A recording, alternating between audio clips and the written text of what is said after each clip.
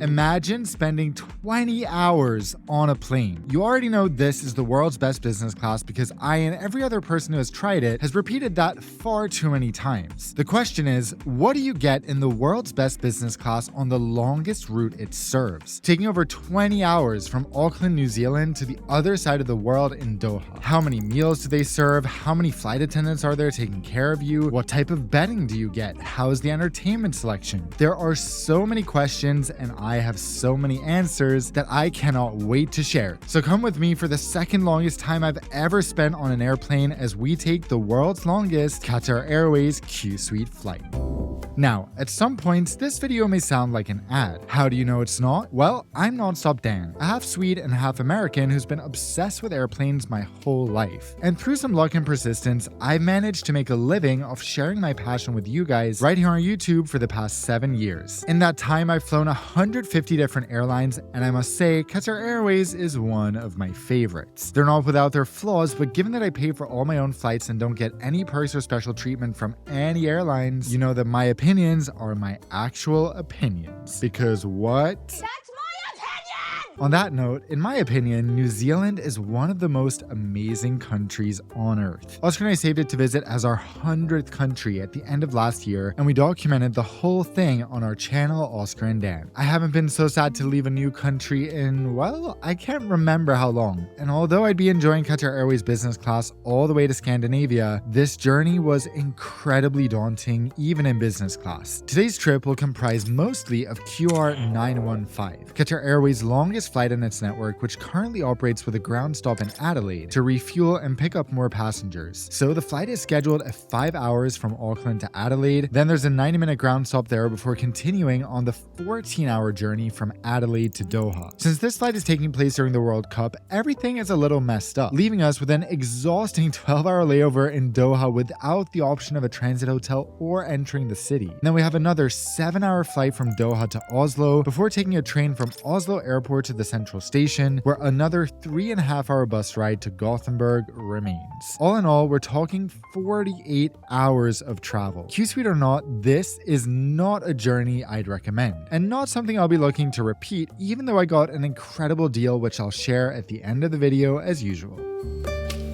We start at 6:30 a.m. at the Park Hyatt Auckland, where we have a quick breakfast, and at 8 we hop in our taxi to Auckland Airport, where we check in and head to the departure area.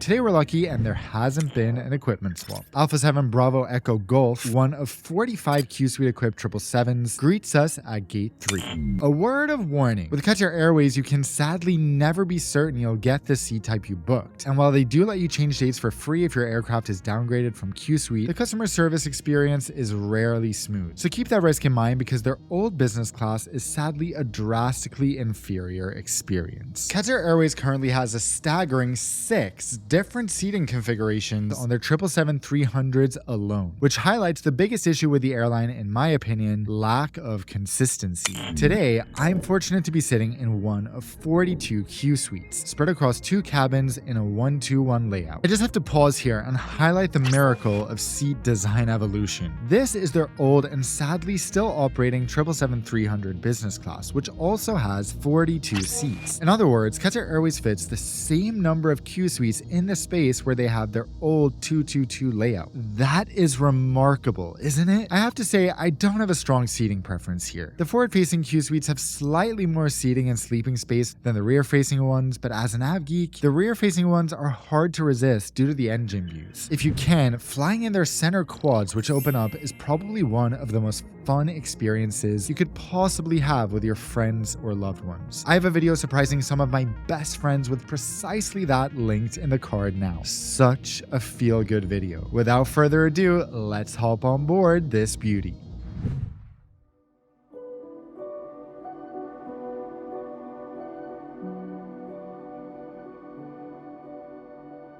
At the door, I'm welcomed by the lovely crew who guide me to my seat. Warid Sara, who takes care of me, asks what I like to drink from anything on the menu and brings my favorite lemon mint, along with one of the relatively new Diptique scented towels. Auckland is one of the only destinations in their network where they don't carry Doha-made lemon mint, my preferred drink on Qatar Airways, and let's just say it's noticeable that this one is made in New Zealand.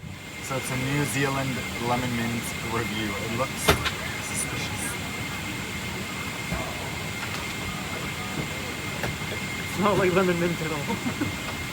It's like sugar water with mint. Every time I do a video of Qsuite, I try to get better footage because it's a really difficult product to record, especially on the 777, since the center overhead bins are so low. Each Qsuite has two main components, the seat and the extra stool. Forward-facing seats have more of a couch in this area, while the backward-facing seats have a storage bin in that area.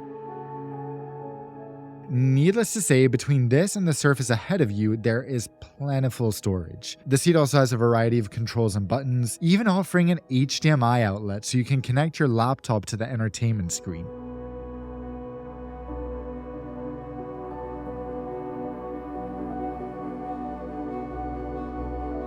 Take a note of the headrest here because I'm going to bring up a small complaint about it later in the video. The seat details are, in one word, stunning.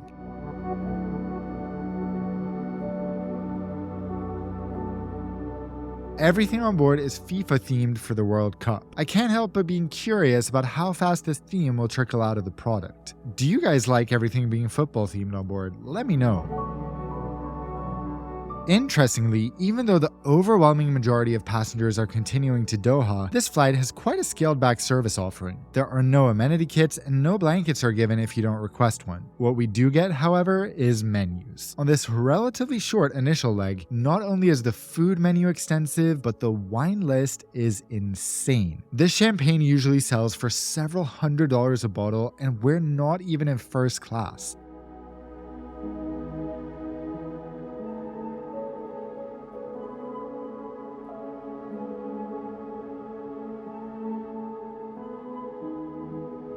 With that, we push back, taxi along the ocean to the runway, and lift off from New Zealand.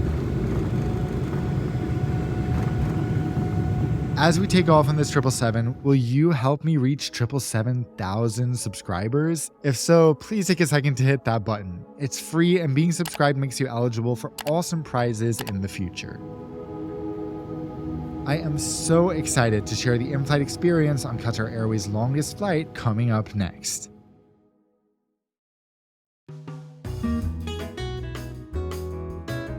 Immediately after the pilots ding the bell to release the crew, they unlock our Qsuite door. Two things set this seat apart from other seats with doors, including Qatar Airways' own business suite on their 787-9. Firstly, the door closes all the way rather than leaving a small gap. Secondly, and more importantly, the door and seat wall is actually high enough to provide real privacy while seated and sleeping. Qatar Airways says they've had feedback that the walls are too high. I have no idea who said that, because to me and tons of other people, the height of these walls are a large part of what makes this seat so impressive.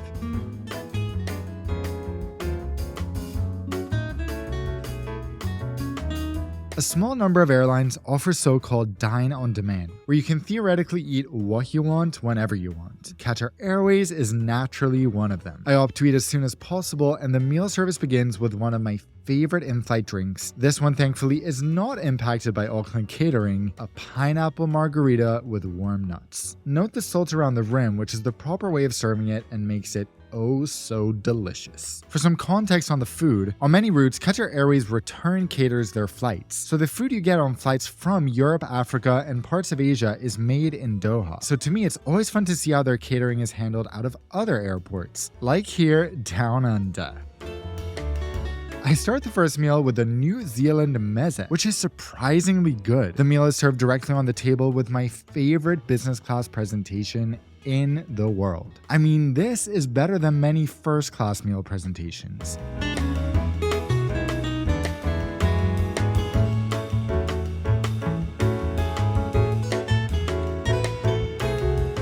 Next up, this pesto lentil salad. I know this looks sus, but it didn't take long to discover this is no ordinary lentil salad. It tasted so much better than it looked. The main course is the perfect example of how presentation makes a huge difference. While this isn't the most impressive dish, the crew plating has elevated it significantly, and the dried fruit infused rice pairs well with these spiced chickpeas and a bite of the almighty herb cilantro. Last but certainly not least, I enjoy not one but 2 pieces of passion fruit cake, all egg and dairy free.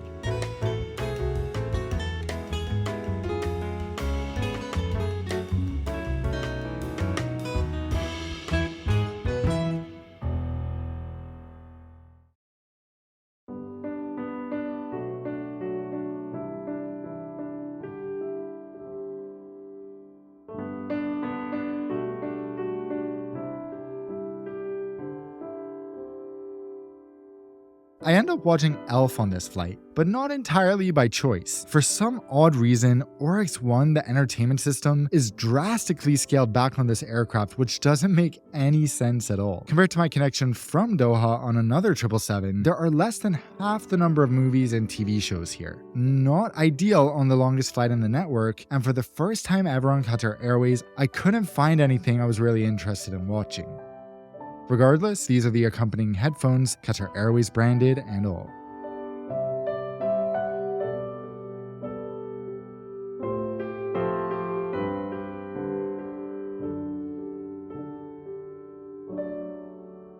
I've said it before and I'll say it again, I can't get over how cool it is flying down here.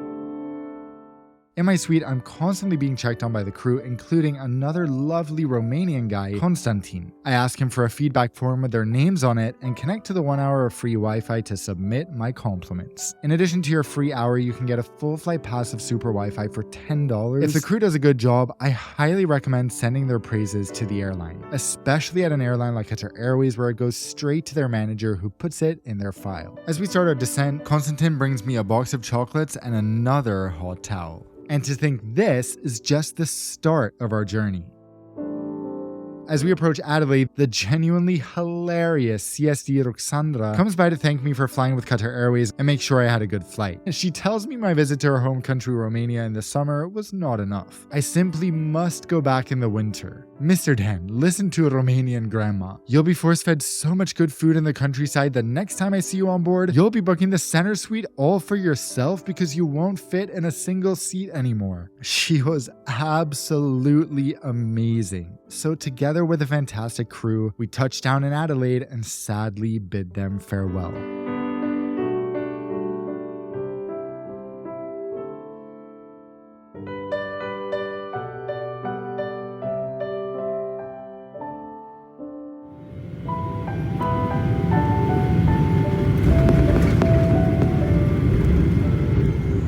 The crew will unfortunately be changed in Adelaide, which is great for them since they get a week-long work trip with multiple layovers, but sad for us when we have such a good crew.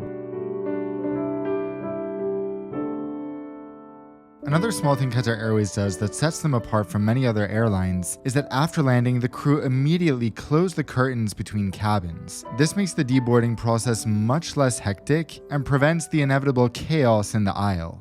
Australia requires all passengers to get off the aircraft and clear transit security, which could be one of the most useless, illogical things ever, especially since then you hop right back on board. Are you ready for round 2? Stay tuned to see what happens on the 14-hour leg coming up next.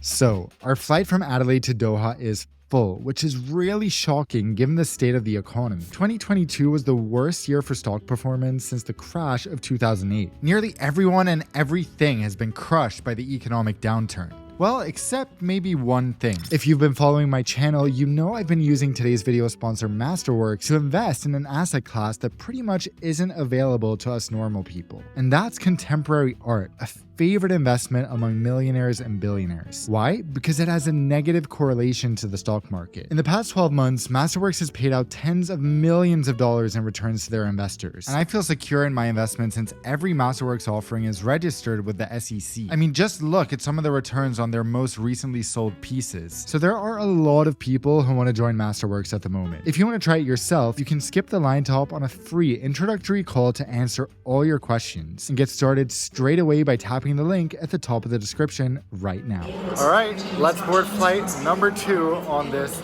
long journey.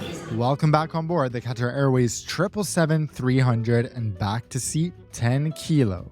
This time around, I'm being taken care of by a lovely South African flight attendant who welcomes me on board with, guess what, some real lemon mint and another Diptique welcome towel.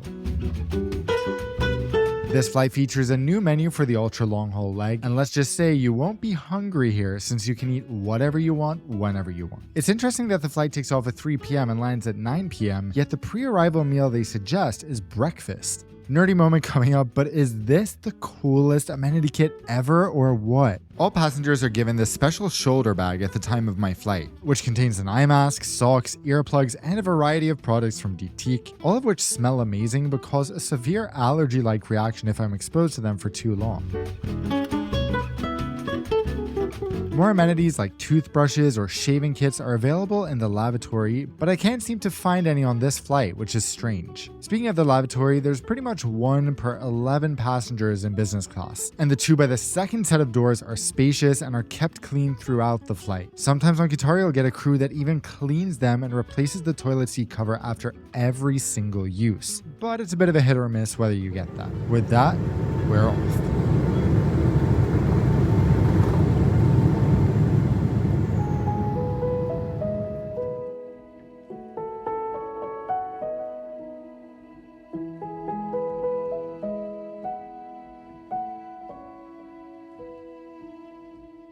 Since it's surprisingly been 6 hours since my last meal, I decide to eat straight after takeoff so I can sleep my way to Doha.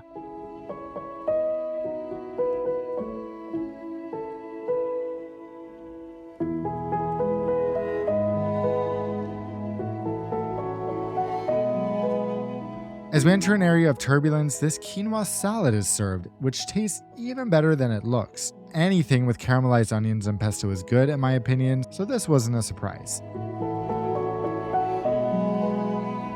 The main course is rice noodles with sauteed mushrooms and pak choy, which I eat with this adorable little bottle of Tabasco. This dish is obviously underwhelming, but at least the crew plating makes it look nicer than it actually is. Next up, I randomly decide to add another Arabic meze to the mix because you can never have too much hummus. Who knew Adelaide could make such awesome meze? The mutabel hummus and muhammara are really top notch, so I down it all, followed by some bread dipped in olive oil and balsamic vinegar. I guess my new Romanian auntie Roxandra was wrong. Who knew they'd be rolling me off the plane by the time I landed in Doha?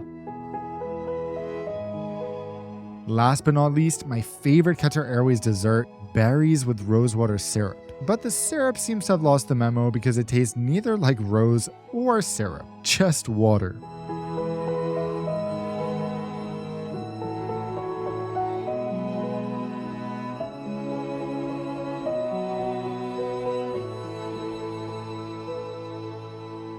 Nothing says food coma like being ready to pass out at 8 p.m. Auckland time. So I asked the wonderful South African flight attendant to make my bed, which she gladly helps with. I know that wasn't just some random request. Qatar Airways offers turn-down service to anyone and everyone who wants it in business class. In the meantime, we changed into the absolutely awesome World Cup pajamas, which Oscar and I now wear to bed every night.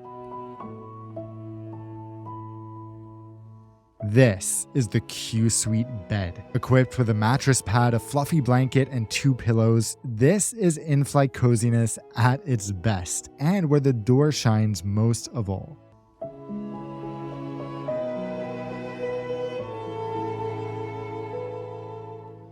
Lying in this truly feels like your own private cocoon, and I know several people who usually fly economy but say that the Qsuite bed is the only time they think business class is worth the premium. The 777 is also better than the A350 for sleeping since all seats have individual air vents. The airflow in the center seats can be pretty bad, and the A350 doesn't have air vents in the center section, so keep that in mind if you tend to get overheated while sleeping. Unfortunately, this bed has a pretty significant flaw. For tall people like me at 6'2", that's 187 centimeters, who need to use the full length of the bed, you'll have the headrest poking into your shoulders at an uncomfortable angle which is sadly impossible to avoid. That said, to my surprise, I managed to drift off pretty quickly. Stay tuned to see how I feel as we approach Doha after our 20-hour journey.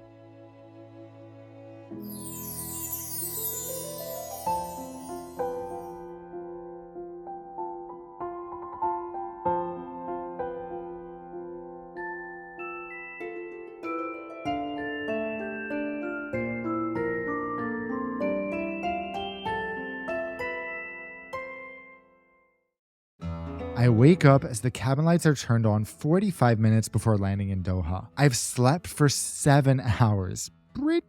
Pretty good. It's around 6 a.m. in New Zealand at this point, and despite my sleep, I feel absolutely wrecked. Things aren't looking good for the 12-hour layover ahead. The crew pass out some Swiss chocolate as a farewell gift, which is standard, but no hotel, which, I'm probably the only person who cares about.